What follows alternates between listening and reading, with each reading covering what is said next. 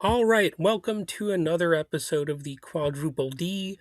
This is episode 62, part 3, and it's going to be about how Xiomara Castro has her own scandals. And this is what I call the fetid fever dream flashback of the week, although technically it's not really that far back of a flashback in this instance. So we're talking about Xiomara Castro, who was the successor to Juan Orlando Hernandez, who, like I said in the previous episode of the Quadruple D, received a very corrupt pardon from Donald Trump. He was accused of, well, not just accused of, but convicted of drug trafficking. He had 400 tons of cocaine that he was accused of trafficking into the United States, no less. Yet Donald Trump, in his infinite wisdom, decided to pardon the guy, despite all of Trump's constant talk against drug trafficking. He demonizes drug traffickers all the time. He's bombed these fishing vessels or other boats, and he calls them drug boats, but they might not always be drug boats. And even if they are, they're not necessarily transporting the drugs into the United States. But again, it's fishy to claim that they are drug boats because, if they are just guilty of transporting drugs, well, normally you bust them and process them through the criminal justice system or something like that. And you have evidence and that sort of thing. You have due process. And if you just obliterate them, if you just drop bombs on them, well, what do you know? You have no due process. You don't have to have any sort of evidence to justify your claims. You just go ahead and turn something into a military operation. And then the dumb people out there who embrace your authoritarian tendencies, they're not going to ask any questions. So you're going to get away with it also, and it is even easier to get away with it because the U.S. Supreme Court had the gall to basically claim a U.S. president has absolute immunity. So, isn't that special? But anyway, getting back to Xiomara Castro, she presented herself as a democratic socialist reformer, but nevertheless, I'm going to be picking on her. This is going to be a little bit further evidence that this podcast does not only pick on people who classify themselves as right wingers, because this is somebody who outright seems to embrace the label of democratic socialism. But how different is she from what came before? Well, let's see what her biggest scandal is. And as I so often do on this podcast, I will see to what extent her scandal seems to align with anarchic critiques of authority. See, the purpose there is to sort of suggest that, these radical critics of power, as goofy as they are portrayed, nevertheless, these critiques of power spring into existence largely because of corruption and abuse and absurdity within the systems themselves. So the systems of authority really create their own critics in a lot of cases. Now, I know that in a lot of ways people can be sort of performatively radical or whatever, and that can get a little bit cartoonish. But let's look at the corruption on display here, or whatever you want to call it, the scandal on display, and we'll see if it kind of verifies radical critiques of power.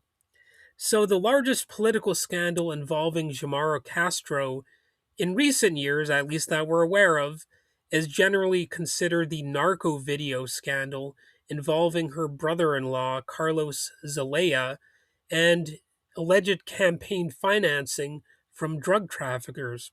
So, that's pretty exciting, right? You know, that's a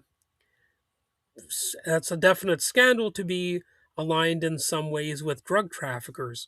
So I will explain the event first, then analyze it from the goofball anarchic perspective, which critiques the structure of the state and political power itself, and see how that easily lends itself to corruption and even to things like narco trafficking. So, what was the narco video scandal of 2024? So, it's not ancient history. Well, in 2024, a video surfaced from 2013 showing Carlos Zelaya, who is the brother of former Honduran President Manuel Zelaya and Castro's husband. So keep that in mind. But anyway, Carlos Zelaya, the brother of former Honduran President Manuel Zelaya, was meeting with drug traffickers.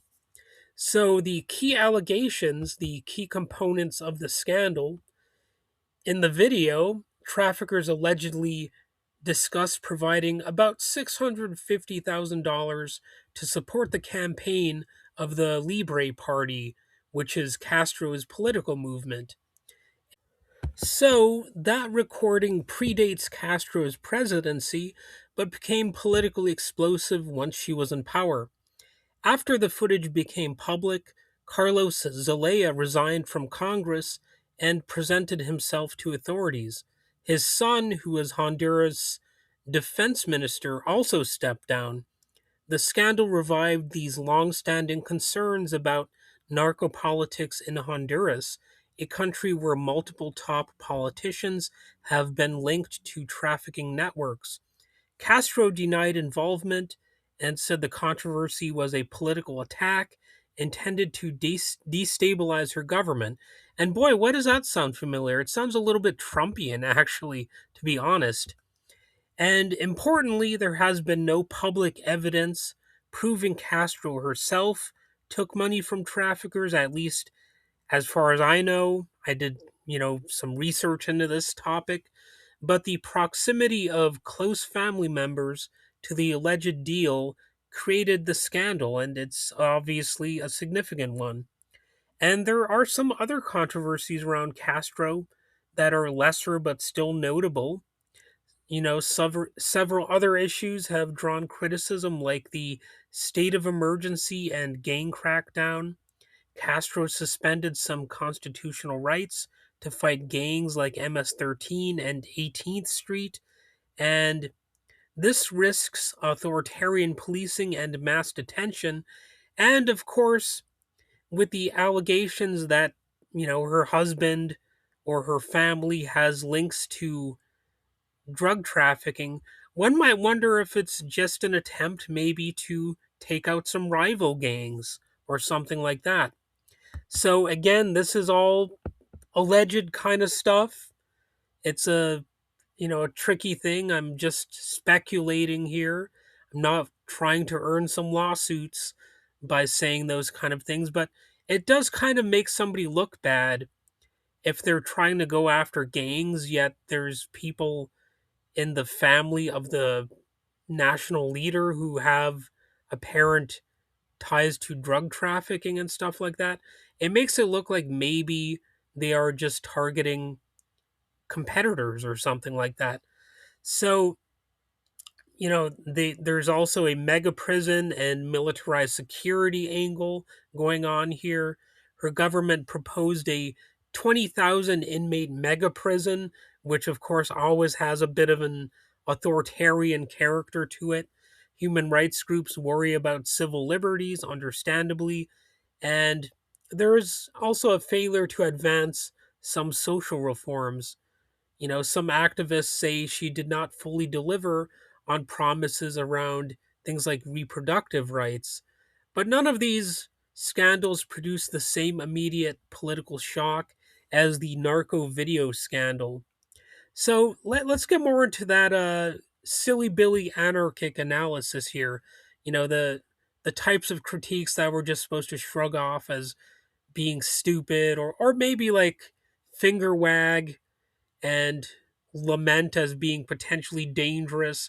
So, what would the sort of anarchist perspective be on this issue? Well, that perspective typically focuses less on the personal morality of a politician and more on how political systems might produce corruption as sort of a predictable outcome. So you've got a bit of a state crime overlap in this case, and anarchist types would often argue that states and organized crime structurally can easily overlap. And here are the reasons they might highlight. You've got political campaigns that are expensive and opaque. So, of course, you've got some interest in having a nice source of funding for your political campaigns. Drug markets exist because states prohibit them, and politicians and traffickers both rely on control of territory and violence. So, anarchists would likely say the scandal is not surprising, but a predictable feature of state power and these sort of unique, well, not so unique, but um, I guess, explosive conditions that they help foster. And of course, you've got these elite family networks where accountability is sort of not expected. Castro's government is closely tied with the Zelaya political family, and those dumbass anarchist critiques would emphasize that political dynasties concentrate power. That's actually what they're designed to do, it's the intended result. Family ties blur lines between state authority and private interests. So when scandals emerge, responsibility often diffuses. That's diffuses, not diffuse like letting the air out of a tire. That's not necessarily what I meant with that statement. But in other words, the structure of representative politics favors elite networks with the status quo as it is. And you've got anti crime policies that are strengthening the state as you have these crime families that can merge with the state. So it can end up being like they are really just using the government as a way to get rid of competitors.